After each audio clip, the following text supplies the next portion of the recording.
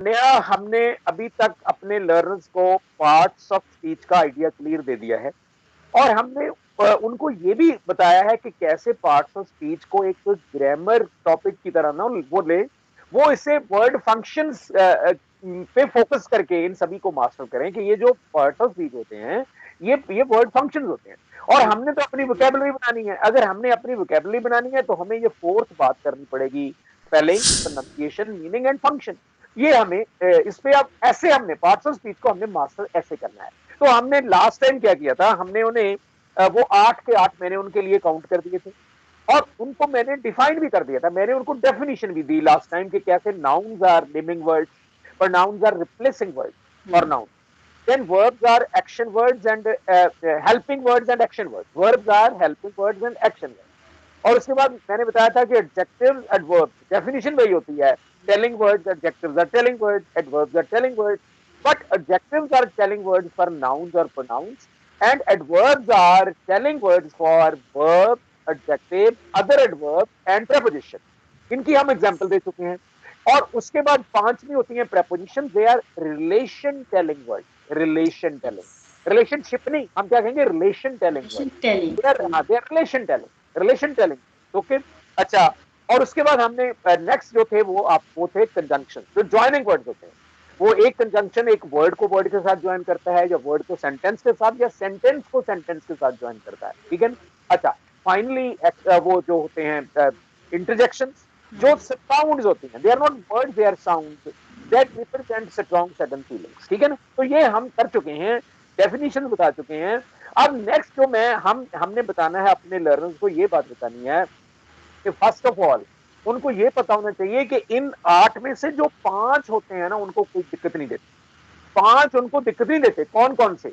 Pronounce, आसानी से वो उनको पता चल जाता है, ही है, दे है, शी है, वो एकदम प्रोनाउंस को पहचान लेते हैं, नंबर 1। अच्छा, उनको वर्ब्स भी कोई प्रॉब्लम नहीं देते, क्योंकि verbs are helping words and action words, ये भी उनको कोई प्रॉब्लम नहीं देते। और उनको प्रेपोजिशंस भी कोई, जैसे जैसे वो लगातार पढ़ते रहते हैं तो प्रेपोजिशंस उनको अपने आप इनकी सारी कहानी समझ आ जाती है, क्योंकि प्रेपोजिशंस को समझने के लिए कोई फॉर्मूला नहीं है। ये सिर्फ रेगुलर रीडिंग है कि आप रेगुलर रीडिंग करें, और जैसे जैसे आप, हमने आपको बताया कि आप आधा घंटा पढ़ो सोने से पहले, दैट्स ऑल। और इसी में आपको ग्रेजुअली सारा प्रेपोजिशन का आइडिया अपने आप होता चला जाता है कि एट मैंने कहां पे लगाना है, इन कहां लगाना है, या इन कहां लगाना है, इन टू कहां लगाना है, या फिर इन और विद इन कहां लगाना है। ये सभी उनको पता चलता जाता है जैसे जैसे वो पढ़ते रहते हैं। अच्छा, तो उनको प्रोनाउंस कोई चक्कर नहीं, उनको कोई चक्कर नहीं होता, प्रोनाउंस पहचान लेते हैं, वर्ब पहचान लेते हैं। और उसके बाद तीसरी बात मैंने बताई कि उनको प्रेपोजिशन का पता चल जाता है, और कंजंक्शन में उनके लिए कोई प्रॉब्लम नहीं। कंजंक्शन कंजंक्शन वो पहचान लेते हैं, जोड़ने वाले शब्द। और फाइन तो इंटरजेक्शन तो कभी जरूरत ज्यादा पड़ती नहीं है। तो ये जो 5 होते हैं ना, ये उनको कोई दिक्कत नहीं देते हैं। इनके लिए इन पे उनको ज्यादा काम नहीं करना पड़ता। तो हालांकि देख, मैं कई बार जो कॉम्पिटिटिव एग्जाम होते हैं, तो उसके लिए तो पता है कि स्पेशल लोगों की ट्रेनिंग होती है, और स्पेशल किस्म के उनको क्वेश्चन एड्रेस करने के लिए कहा जाता है। लेकिन मैं बताऊं, जो आदमी अंग्रेजी सीख चुका है वो समझ जाता है कि किसी भी टेस्ट में, चाहे वो किसी बैंक का कंपटीशन हो, चाहे वो आईएएस का कंपटीशन हो, चाहे वो कोई भी कंपटीशन हो, तो 2 किस्म के प्रश्न होंगे हमेशा। Number 1, there would be questions based on words, question based on words, that's all. इससे क्या है, कैसे होते हैं कि जी आप ईडियम्स बताओ, ईडियम्स बताओ। अच्छा, आप प्रेपोजिशंस बताओ, ईडियम्स बताओ, प्रेपोजिशन बताओ। अब इसका, अब देखो, और उसके बाद और भी होता है, सिनोनिम्स बताओ क्या होते हैं जी, एंटोनिम्स क्या होते हैं ये बताओ। अच्छा, और 3 किस्म के वर्ड होते हैं, होमोनिम्स क्या होते हैं जी, होमोफोन्स क्या होते हैं जी, होमोग्राफ्स क्या होते हैं। अच्छा, या फिर one word substitute, one word substitute. तो ये अलग अलग, और या फिर कई बार फिल इन द ब्लैंक आ जाता है। तो ये सारे के सारे जो क्वेश्चंस हैं, they are based on only one idea कि इस आदमी की वोकेबलरी कैसी है, इसे वोकेबलरी आती है। तो इसीलिए हम अपने लर्नर्स को कहते हैं कि अगर वो अभी स्कूल स्टेज पे हैं, कॉलेज स्टेज पे हैं, अभी कंपटीशन 3-4 साल दूर है, तो अभी से वो लैंग्वेज पे इस तरह काम करने लग जाएंगे। ये सारे का सारी, all the questions based on words will be very easily and neatly done by them. उनको कोई रट्टा नहीं लगाना पड़ेगा।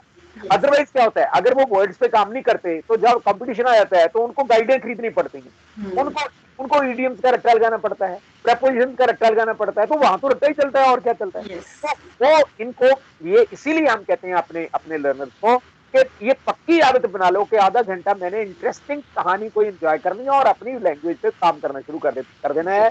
तो ऐसे जब वो काम करता है तो उसको ये प्रेपोजिशन वगैरह ये सभी अपने आप उसको मतलब सभी की सभी उसकी तैयार होती है, फिर कहीं पे मगिंग करने की जरूरत नहीं पड़ती। तो अच्छा मैं बता रहा था एक दो किस्म के क्वेश्चन होते हैं कॉम्पिटिशन में। एक तो बेस्ड ऑन द वर्ड्स, कि इसको वर्ड्स कैसे आते हैं, अलग अलग तरीकों से वो पूछते हैं, मैंने आपको बता दिया। और दूसरा कंपोजिशन पार्ट होता है। व्हाट इज कंपोजिशन, कि इसे इसे लेटर लिखना आता है, इसे ऐसे लिखना आता है, इसे प्रेसिंग बनानी आती है, that is composition part, that's all. तो हम यही दोनों बातें लेके चले हुए हैं और अपने लर्नर्स को कहते हैं कि इस प्रोग्राम के साथ जुड़ के जो अपना प्रोग्राम है, ये दोनों बातें इन पे काम करना शुरू कर दो और आप कभी भी किसी टेस्ट में कभी फेल नहीं होगे, यही मैं बता रहा हूं। अच्छा, तो वो 8 में से 5 तो आसानी से कवर हो जाते हैं। प्रोनाउंस, वर्ब्स, वर्ब के बाद प्रेपोजिशंस, और उसके बाद फिर कंजंक्शंस और इंटरजेक्शंस, इन पे ये उनको कोई तकलीफ नहीं देते, ये वो आसानी समझ। लेकिन यहाँ एक बात यहाँ पे बहुत कमाल की है जो हमारे लर्नर्स को समझनी चाहिए। वो बात बताइए क्या होती है, वो ये होती है कि जो आपके देखो प्रोनाउंस क्या होते हैं। प्रोनाउंस जो फर्स्ट पर्सन शुरू करते हैं ना, आई वी, उसके बाद you, second person he she it they, ये प्रोनाउंस होते हैं। अब ये जो प्रोनाउंस होते हैं ना, इनकी 3 कैटेगरीज होती हैं। सब्जेक्टिव प्रोनाउंस, फिर होते हैं पोजेसिव प्रोनाउंस, और फिर होते हैं ऑब्जेक्टिव प्रोनाउंस। आई सब्जेक्टिव है, माई पोजेसिव है, आई माई, मी ऑब्जेक्टिव, ठीक है ना। अच्छा, फिर वी पे आ जाए। वी क्या है, वी सब्जेक्टिव है, अवर जो है उसका पोजेसिव है, अस जो है उसका ऑब्जेक्टिव है। हाँ, तो इसी तरह यू, योर, यू, और इसी तरह ही, his, him, she, her, they, them, their, it, its, it.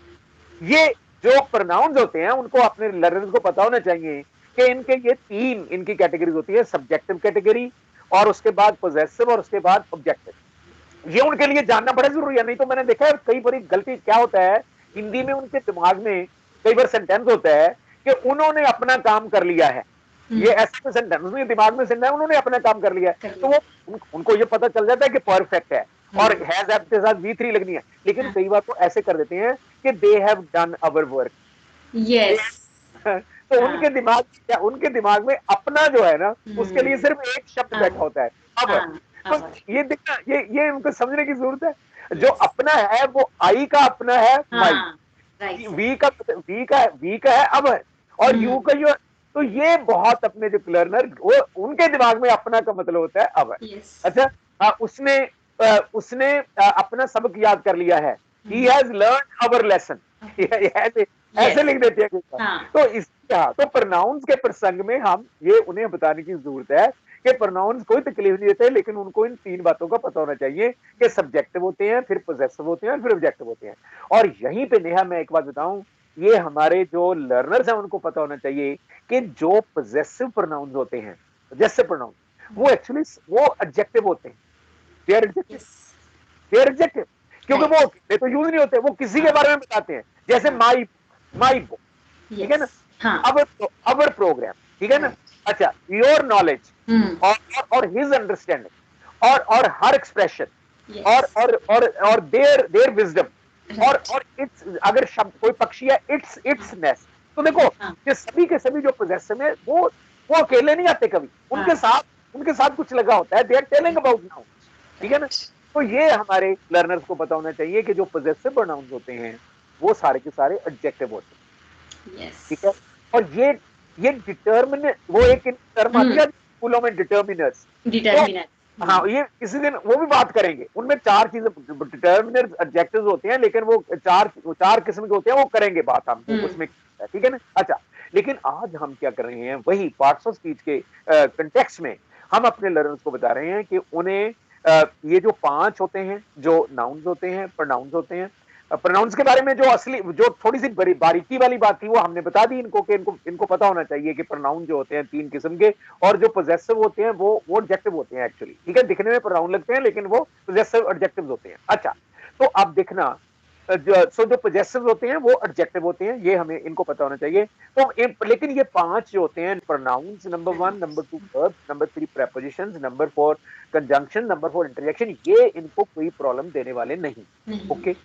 3 जो होते हैं ना, 3 नाउन्स, एडजेक्टिव्स एंड एडवर्ब्स, यहां पे प्रॉब्लम हो सकती है। यहाँ पे। और इसके लिए कई बार उनको जो डेफिनेशन है उनकी कोई हेल्प नहीं करती। वो जानते हैं कि नाउन्स आर नेमिंग वर्ड, उनको पता है adjectives are telling words for nouns और प्रोनाउंस, उनको ये भी पता होता है कि adverbs are telling words for adjectives, for verbs, adjectives, other adverbs and prepositions. ये जानने के बावजूद भी उन्हें कई बार गलती लग सकती है। जैसे मैं एग्जांपल देता हूँ, मैंने कई बार जब टीचर्स सिलेक्ट करता हूँ कई जगह स्कूलों के लिए या कॉलेजेस के लिए ना, sometimes I pick up teacher, interview board का हिस्सा होता हूँ, तो वहां पे ना कई बार मैं पूछता हूँ। और एक तो मैं तो हैरान रह गया, उस दिन मैंने एक यूनिवर्सिटी के प्रोफेसर के लिए I was interviewing teacher for university, तो उनको भी मैं एक बड़ा सिंपल प्रश्न पूछता हूँ आजकल, और मैं हैरान रह जाता हूँ कि वो लोगों को इसका पता नहीं चलता। नेहा वो क्या है कि मैं उनसे ये जस्ट टू फाइंड आउट कि इनको जो पार्ट ऑफ स्पीच है उनकी अच्छी अंडरस्टैंडिंग है, तो मैं उनको कहता हूँ कि look at these sentences. Number one, I love home. Okay. Number two, I go home. Number three, I have homework. I have homework. And number four, it is evening and the birds are homing in. It is evening, birds are homing in. तो ये 4 sentence में बोलता हूँ, तो मैं ये 4 sentence repeat करता हूँ। I love home, अच्छा, I go home, और इसके बाद I have homework, और चौथा होता है कि it is evening, birds are homing in. Birds are homing in. तो मैं पूछता हूँ कि बताओ भाई, ये इनका मुझे फंक्शन बताओ।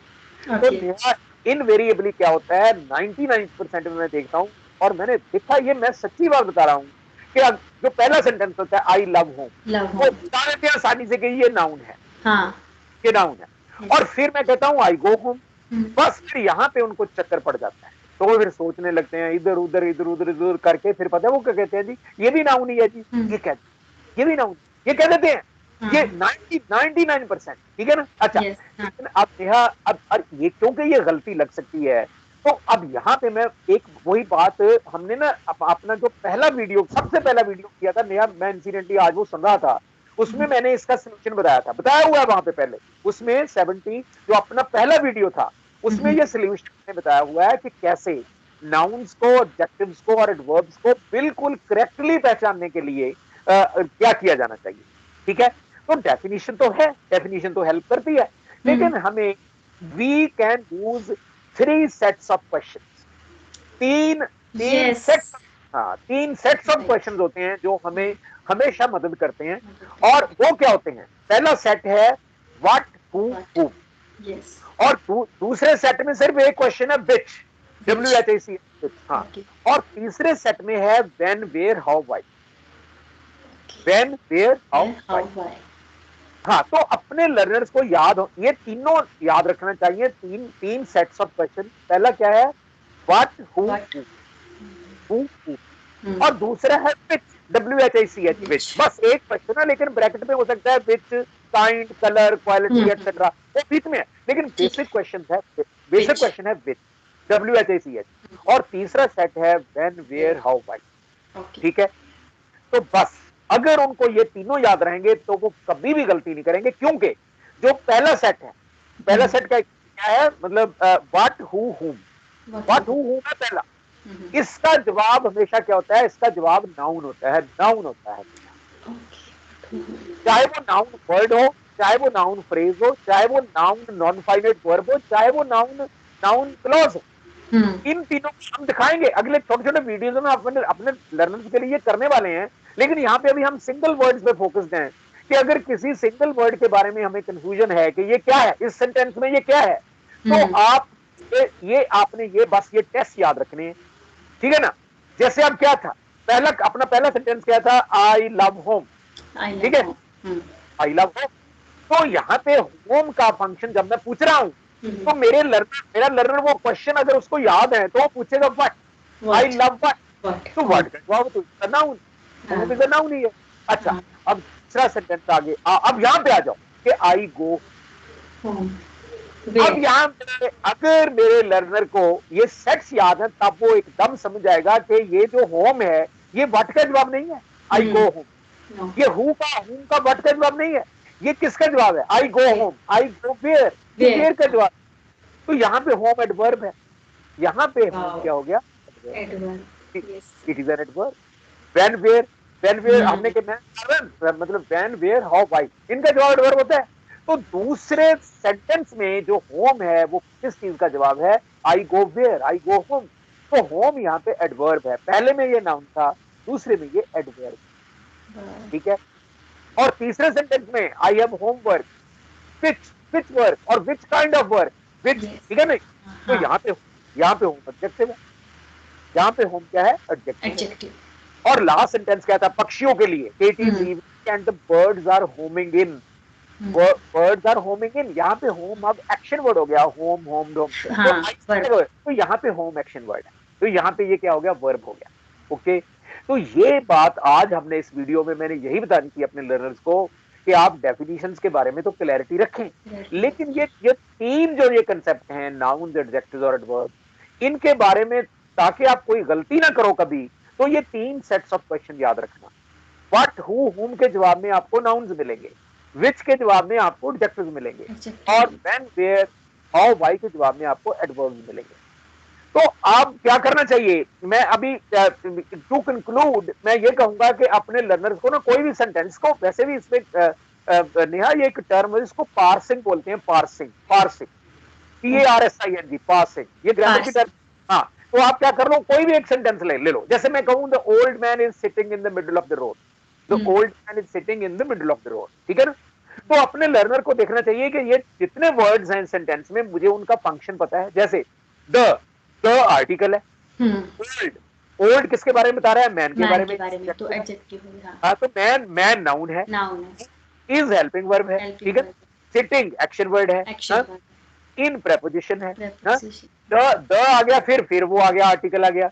मिडल नेमिंग वर्ड है, मिडल, पार्ट का नाम है ना, मिडल नेमिंग वर्ड है, in the middle. Of preposition है, the article, road naming word. तो अकेले अकेले वर्ड पे हमारे कोई भी सेंटेंस हो, हमारे लर्नर को पता होना चाहिए कि उनको उस सेंटेंस के एक एक वर्ड्स का स्पेलिंग तो पता है, प्रोनाउंसिएशन पता है, लेकिन उनको फंक्शन पता है। तो उनको पहले ये सिंगल वर्ड्स पे उनको काम करना चाहिए, ठीक है ना। तो अब हम नेक्स्ट हम 3 वीडियोस और बनाएंगे। ये नेक्स्ट वीडियो में हम उनको phrases, noun phrases, adjective phrases, adverb phrases के बारे में बताएंगे कैसे। वही बड़ा आसान है बहुत, यही फार्मूला याद रखें वो। और उसके बाद हम नॉन फाइनाइट वर्ब लेंगे, जेरेंड्स, पार्टिसिपल्स एंड इंफिनिटिव, ठीक है ना। और उसके बाद हम क्लॉजेस लेंगे कि नाउन क्लॉज, एडजेक्टिव क्लॉज और एडवर्ब क्लॉज, ये करेंगे नेक्स्ट वीडियोस में। लेकिन अब आज का जो अपना वीडियो है उसमें हमारे लर्नर्स को ये पता हो जाना चाहिए कि 5 आसान होते हैं, लेकिन जो 3 होते हैं इनके लिए उनको 3 सेट्स ऑफ क्वेश्चन याद रखने चाहिए। और इनको याद करके हर सेंटेंस के अकेले अकेले शब्द का उनको फंक्शन पहचानने का अभ्यास करना है। Yes. So it is enough for today, Neha. Okay? Yes, sir. Yes. Okay. God bless you. Thank you so much, sir. Thank you.